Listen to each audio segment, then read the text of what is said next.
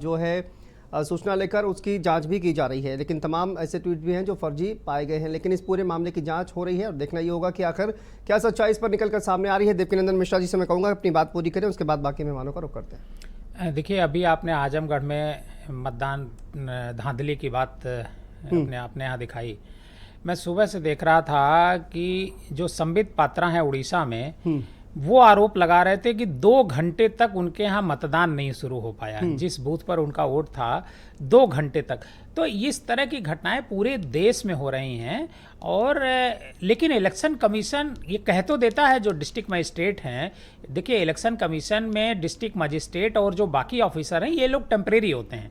Election commission तो दिल्ली में बैठता है और यहाँ जो बैठता है सीईओ और उसके अंडर में जो लोग बैठते हैं वो सब परमानेंट होते हैं, बाकी सब टेम्परेरी होते हैं। इलेक्शन तक रहेंगे, 4 जून तक उनकी ड्यूटी है, 4 जून के बाद वो बाहर हो जाएंगे।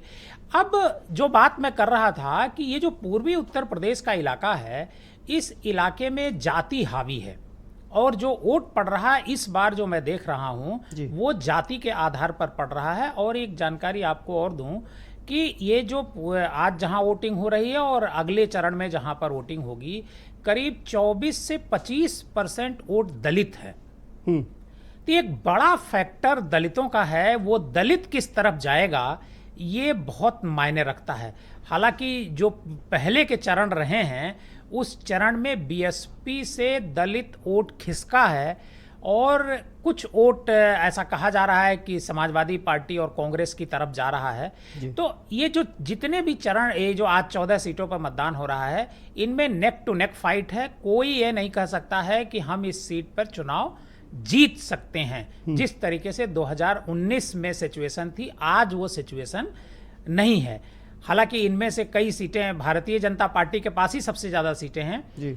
आज की जो पोजीशन है उसमें कोई ये नहीं कह सकता है कि हम किसी सीट पर जीत सकते हैं, ऐसा कोई दावा बीजेपी की तरफ से नहीं कर सकता। बिल्कुल, आप ये कह रहे हैं कि कांटे की टक्कर इन सीटों पर कहीं ना कहीं ये 14 लोकसभा सीटें जो उत्तर प्रदेश की हैं यहाँ पर बनी हुई है।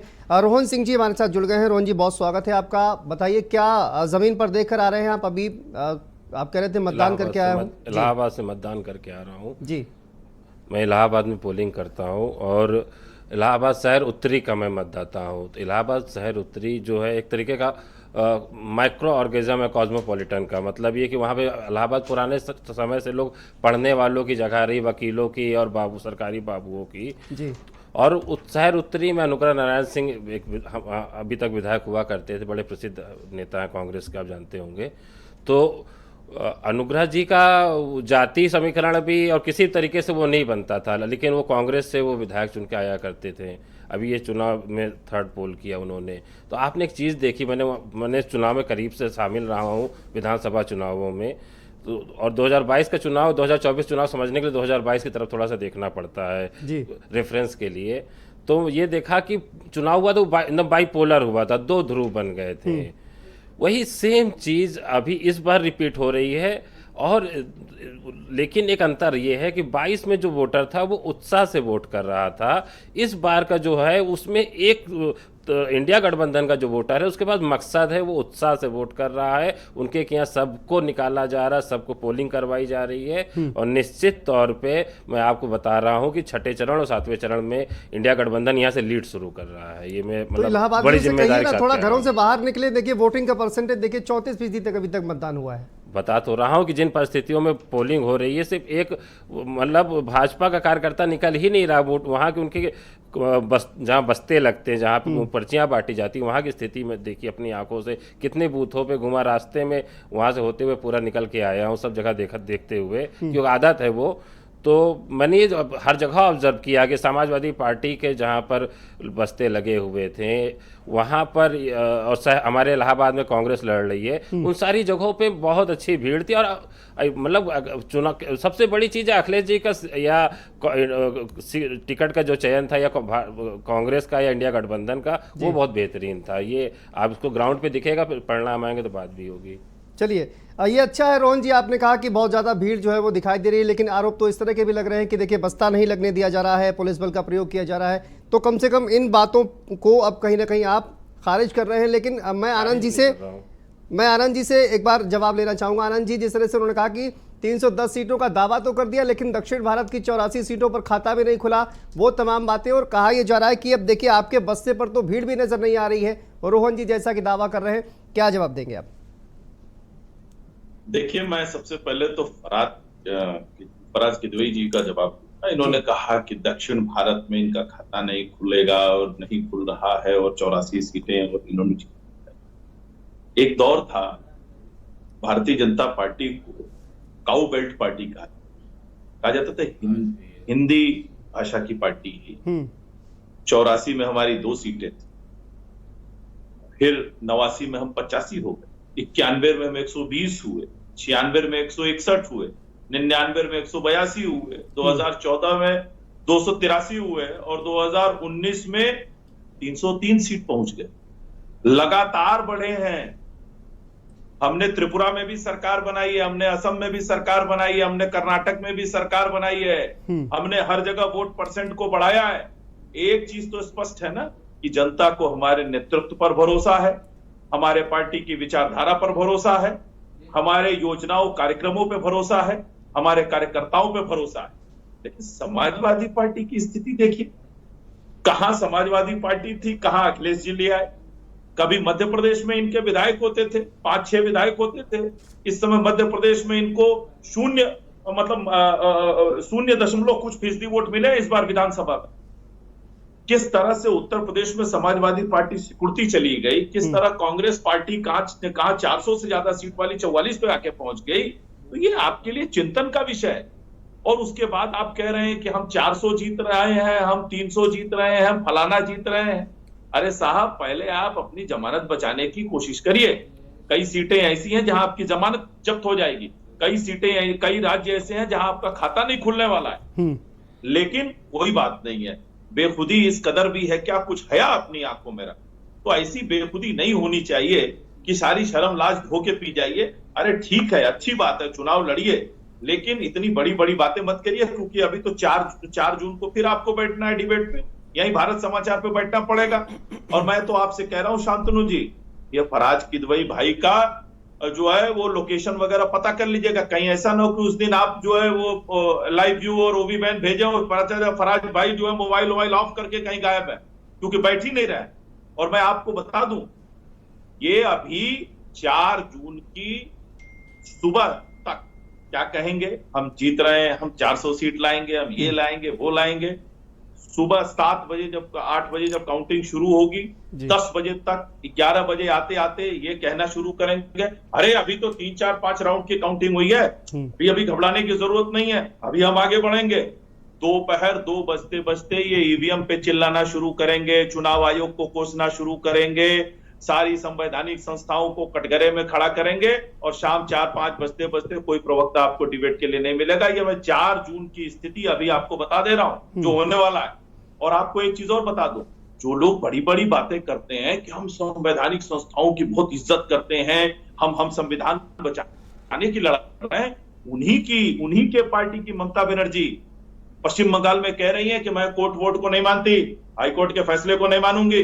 भाई हाईकोर्ट के फैसले को तो मानिए, हाईकोर्ट तो और क्या कह रही है, हाईकोर्ट के जो जज हैं वो भाजपा के एजेंट हैं। साहब, आपको हाईकोर्ट पे भरोसा नहीं है, आपको सुप्रीम कोर्ट पे भरोसा नहीं है, आपको चुनाव आयोग पे भरोसा नहीं है, आपको देश की किसी एजेंसी पर भरोसा नहीं, तो भरोसा किस पे, आईएसआई पे है क्या, पाकिस्तान की सेना पर है क्या, दुनिया में कोई दूसरी एजेंसी लाना चाहते हैं क्या, या इन सभी संस्थाओं को भंग करके आप एक नई संस्था चाहते हैं जो समाजवादी पार्टी के कार्यालय से चले, कांग्रेस पार्टी के कार्यालय से चले? आप बताइए ना, आपको भरोसा किस पे है। और ये आज की बात नहीं है, मैं आपको बता दूं, जब कांग्रेस की सरकार थी तो यही समाजवादी पार्टी के नेता मुलायम सिंह यादव कहते थे कि कांग्रेस पार्टी हमें सीबीआई से डराती है। बयान है, गूगल करके देख लीजिए। यही लालू यादव कहते थे कि कांग्रेस पार्टी हमको सीबीआई से डरा रही है। और जितनी भी जांचें शुरू हुई इन दोनों के खिलाफ, ये कांग्रेस पार्टी के शासनकाल में हुई। आज उसी कांग्रेस पार्टी के गोद में बैठे हुए। इसका मतलब है कि ये तब भी झूठ बोलते थे और अब भी झूठ बोलते हैं। ठीक है, लेकिन मुझे लगता है फराज साहब को जाने की ज़रूरत नहीं है, या कहीं भी गायब होने की ज़रूरत नहीं है, भागने वालों में से नहीं है वो। फिर आपके रहते हुए क्यों भागेंगे? वो हारे जीते ये अलग बात है, लेकिन वो गायब क्यों होंगे सर? मुझे लगता है कि आकर जवाब देंगे, जीत हो या हार हो, आकर वो जवाब ज़रूर देंगे। लेकिन मेरा सवाल फराज साहब से ये है कि ईडी सीबीआई की भी आपने बात की, 2014 से पहले तो आप ही की सरकार मतलब इंडिया गठबंधन में आपकी सहयोगी कांग्रेस पार्टी की सरकार, लेकिन उस वक्त भी आपने देखा 2014 में भारतीय जनता पार्टी की जीत हुई। मैं कहता हूं पंजाब में आप देख रहे हैं लगातार बीजेपी की सरकार वहां पर नहीं बन रही है। जनता में कहीं ना कहीं आक्रोश दिखाई देता है ना सर, जब जनता ये तय करती है कि हमको किसको जिताना है तो फिर चाहे ईडी लगा लीजिए, सीबीआई लगा लीजिए, कोई भी एजेंसी लगा लीजिए, लेकिन जनता एक बार तय करती है तो फिर सरकार वही चुनी जाती है। दोनों ही सवालों का प्लीज जवाब फराज। देखिए शांतनु जी, जब भारतीय जनता पार्टी के कोई बड़े नेता या प्रवक्ता जब ये ऐसा बोलते हैं कि इनका मोबाइल चेक रखिएगा, तो एकदम से डर लगने लगता है कि अब देखिए पता नहीं ये किस संस्था का दुरुपयोग करना शुरू कर दें। तो चलिए धन्यवाद। अरे डरने की नहीं है मेरे भाई, आप मेरे बहुत अच्छे मित्र हैं। आप कहाँ, मैं आपके साथ रहूंगा, एकदम आके खड़ा रहूंगा, अपनी मोबाइल आपको दे जाऊंगा, क्या बात। तो दूसरी बात यह है, शांतनु भाई को आपको लोकेट करने में दिक्कत ना हो। दूसरी बात यह है कि आनंद भाई बोल रहे थे कि इन्होंने सरकारें बनाई, सच बात है। आज पता नहीं क्यों शांतनु जी हो रहा है, मैं आनंद दुबे जी की सारी बातों से सहमत होता जा रहा हूं। भाई मध्य प्रदेश में इन्होंने एक चुनी हुई सरकार को तोड़ करके इन्होंने सरकार बनाई, मैं इनकी बात से सहमत हूं। जब कोरोना काल चल रहा था, उत्तर प्रदेश के यमुना के तट पर लाशें तैर रही थीं, लाशें पड़ी हुई थीं, तब भारतीय जनता पार्टी व्यस्त थी मध्य प्रदेश में जनता के जनादेश का अपमान करके उसको तोड़ करके सरकार बनाने में, मैं इनकी बात से सहमत। कर्नाटका में इन्होंने चुनी हुई सरकार को तोड़ करके पिछली बार अपनी बार सरकार बनाई, मैं इनकी बात से सहमत। दिल्ली में जनता के जनादेश का अपमान, ये अध्यादेश ला करके इन्होंने किया, मैं इनकी बात से सहमत। और अभी बात कर रहे थे हमारे भाई सुप्रीम कोर्ट की और हाई कोर्ट की। अरे भाई, दिल्ली का जीएनसीटीडी एक्ट को सुप्रीम कोर्ट ने जब एक फैसला दिया तो उसको किसने पलटा? वो भारतीय जनता पार्टी ने, शांतनु जी पलटा। और उसके बाद में जब सुप्रीम कोर्ट ने इलेक्शन कमिश्नर और चीफ इलेक्शन कमिश्नर का एक जब फॉर्मूला बनाया, उसके फैसले को किसने पलटा? भारतीय जनता पार्टी ने पलटा।